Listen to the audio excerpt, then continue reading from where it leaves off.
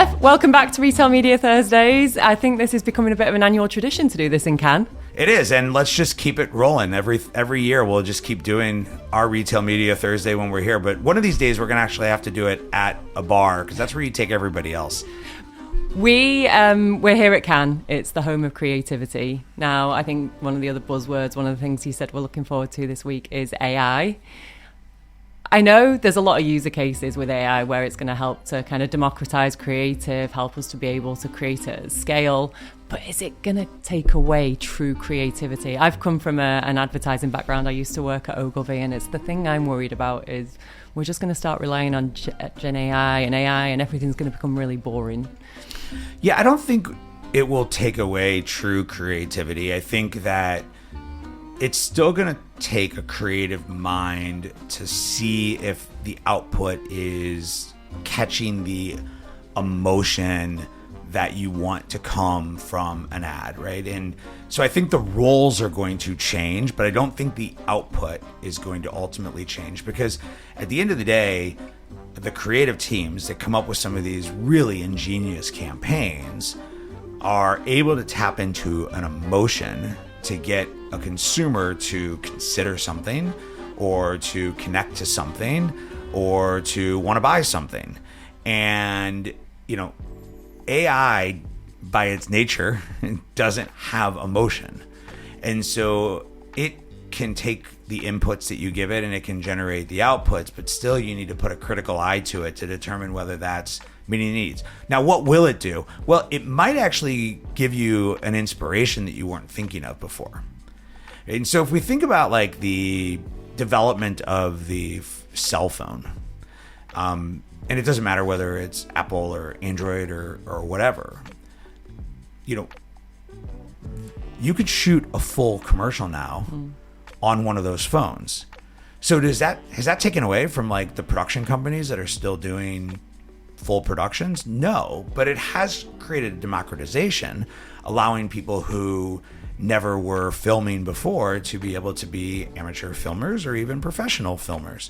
So I think when we look at GenAI and its impact on our space, there will be people that will be critical of it, and there will be people that will be excited about it. But I think at the end of the day, it's going to democratize and make it more available for brands to scale in ways that we've never seen before. Yeah, absolutely. Sports is clearly a major focus for Amazon here this week. And it feels like there's a very significant opportunity actually unfolding in that area. What kind of experiences are you creating for brands around your sports properties? Yeah, I think sports is a big area for Amazon, not just this week, but this year. Amazon has announced several new sports partnerships with the NBA, the WNBA. We launched NASCAR this year. But even beyond that, within live sports, we have regional sports that if you're only based in the US, you may not be aware of, where we're broadcasting tennis more in Europe, or football in Europe, or cricket in India, right? There's all different sports that are happening in all different countries, and Amazon has a plethora of those sports to meet the audience where they want to be met. And I think what's awesome about live sports is that it's timely, right? People watch live sports live. Mm-hmm. It's very rare to go back and watch a game recorded, which means you're capturing somebody at a time where their attention is the highest. There's also great opportunities to build partnerships with a lot of the sports properties, so you can be more integrated into these besides just your ads showing up. And all of these are just creating more and more opportunities to use the full plethora of the Amazon canvas to understand how your ads are reaching new audiences, and then how are they bringing them all the way through to activation. Now, that activation could be on your own website, that activation could be on the Amazon website, or it could be your omni-channel impact. And all of those are measurable today, giving brands a great insight into how streaming television is changing how they're thinking of broadcasting to their customers. Yeah, absolutely.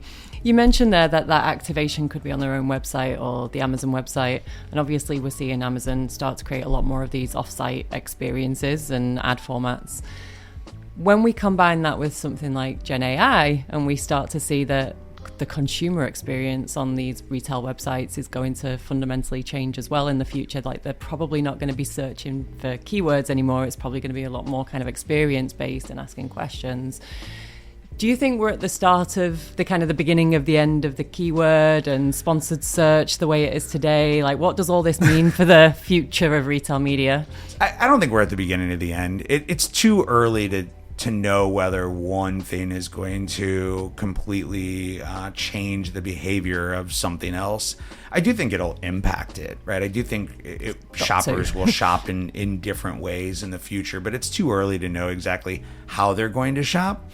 I think what's important for brands to understand is, how do you find new audiences, right? How do you reach incremental shoppers? How do you find shoppers who aren't watching linear TV, but are watching streaming TV? And that's the beauty of like the Amazon offering that they have.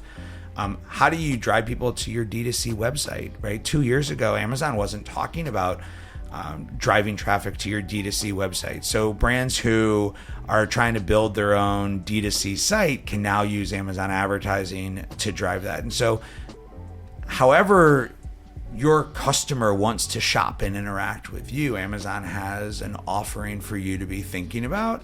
And I think that's what's exciting, is that, we're one of the premier streaming television channels and set of offerings. Beyond just our owned and operated properties, Amazon also has access to all the third-party deals that are out there as well. And so that allows you to show up in other places, maybe Roku, maybe Paramount Plus, right? All of these other channels that you can then see collectively how your advertising mix is doing. And it's not just the endemic brands now, right? You said there around driving to your D2C site. This starts to become a lot more appealing for the non-endemic brands too. I had a whole bunch of conversations last week with some non-endemic clients that have recently started advertising through DSP and Twitch. And I don't know about you, we're seeing a lot more interest, especially in the last kind of 6 months, from these non-endemic brands. I think as this trust starts to build. What's your perspective on that? I know we spoke about it last year. Yeah, How's it developed? I think the biggest thing is that it's just taking brands a little while to think about Amazon as something more than a retail channel. Yeah. And I think there's also a fundamental design in the way that brand budgets and performance budgets are managed within organizations. So that again requires a different part of the house who isn't as familiar with Amazon to learn about Amazon. I think some of the sports properties that we have are really waking people up and creating opportunity. I think that some of our partnership deals that we've announced and are announcing are starting to do that.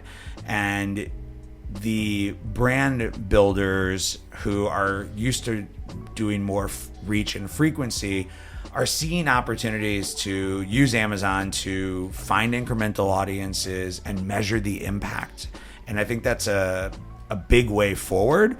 And what a lot of our brands are finding is that when they make their upper funnel advertising investment, it's driving the downstream omni-channel impact that they want. And now we can measure that on Amazon. So whether you're a brand who doesn't sell on Amazon and you're trying to drive leads back to your website, or whether you have your D2C site, or whether you're selling on Amazon, we can solve for all of that. And you have to remember, and this is like the shakeup that I keep trying to remind people. It's like, well, do you listen to the Kelsey Brothers in New Heights? That's an Amazon podcast, right? Do you use Alexa Plus? Do you use the Alexa device? Do you have a Fire TV? Are you on Roku? All of these are areas that Amazon has connectivity into that allows you to find audiences and then serve ads and then measure the impact. One of the the client I was talking to the other day, they're a leisure brand, and they said that one of the biggest things, a lot of their spend used to go to Meta, and they said the demographic is just getting so much older now that Amazon's actually helping them just reach younger audiences. That's all they want. It's through all the Amazon properties. That's where the kind of the whatever whatever they are nowadays, the young ones. That's where they are, and they've started to test it, and they're seeing phenomenal results. Yeah, I mean, I think my answer to that is usually a little more generic, which is that everybody needs to test and figure out where their audience is and who they want to reach. And a channel that may have worked for them before may not be as valuable today, and a channel today may not be as valuable in the future. And so that's just an always testing type of mentality that I've been recommending for a number of years as a way for brands to be thinking about how to measure success and how to measure the return on investment. I think the biggest thing that people have to think about with Amazon, though, is more than just what are the old metrics that we were thinking of, the ROAS and the ACost and the tacos, and really be thinking about how does Amazon expand your audience, expand your reach, and drive more potential shoppers to your brand. Yeah, absolutely. So we're at the end of the official questions, but I like to do the quick fire round. I'm going to be kinder on you. I'm so bad at this. No, I promise this is a lot easier than last year. So I've kept it to the topic you know best, Amazon. Okay. And just for the record, I don't get to see these questions ahead of time, so that's why I'm really bad. I can't do game shows. No, I promise these are easier. What was the last thing you bought on Amazon? I think it was a belt, because my son stole my belt, and I needed a new one, which meant but I'm like a cool dad because like I had a belt that was cool enough for my kid to steal, so like I considered that a win. That is a win. What was the last series you binged on Prime or any other Amazon channel? Reacher. I love the Reacher series. The Reacher was great. I've just watched White Lotus. White Lotus was really good. Weird, but cool. Yeah, it's definitely weird. It got weirder, but I don't know. I just got off the airplane and watched a few. There's a few airplane movies that I then found out were like Amazon Prime movies, and I was like, that's really cool. There was like this one. It was like a champion. It was about these tennis players. I thought it was actually really, really well done. And I'm excited to go see Mission Impossible. I haven't seen that yet, so that's probably my. It's not really a binge, but I will watch some of the pre-episodes before I go watch the next episode. Okay, what is your most used Alexa command? Oh, it's probably turn off the kitchen lights, but I can't say that out loud, or it literally will like turn my lights on or off right now. Because at the end of the night, that's like my, I can tell it to either turn off a room or turn off the whole house, and it takes care of that. So it's kind of like whatever my kids didn't turn off, I can take care of. I am obsessed with my Alexa. I use her for everything. Yeah, turn the kettle on. Do you have Alexa Plus yet? No. Oh, so the new Alexa Plus AI, if you're a Prime member, it's rolling out right now, and it's pretty darn cool.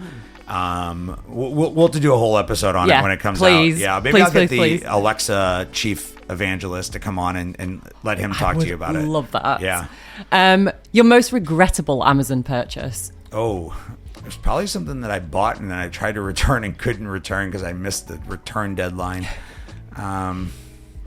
Can't think of one really off the top of my head, but I'm sure I tend to buy things, and then if I don't like them, they sit in the corner and I don't get to the return window, and I just have to kind of eat it. I've had to start putting things in my basket for about a week now because I buy so much that I don't need, and then I regret it, and then I can't be bothered returning it. So now I leave it, and then I'm like, do I really need this? Yeah. Sometimes you put things in your basket and then you go to check out and you don't realize that one of the things you checked out was in your basket, but you hadn't really thought about whether you wanted to buy it or not. Okay, and last question. What is on your list for Prime Day? What are you saving, ready to buy? My answer might be the same as last year, but it's going to be a lot of college stuff because I have my second child going to college, and so it'll be a lot of the college stuff that you need for the dorm room. But it's interesting because now it's a boy instead of a girl, so he doesn't really care as much about like everything in the room matching like she did. Sounds like me. Yeah. Cool. Well, thank you, Jeff. It's always good to see you, and I hope you have a great weekend, Can. Thank you for having me.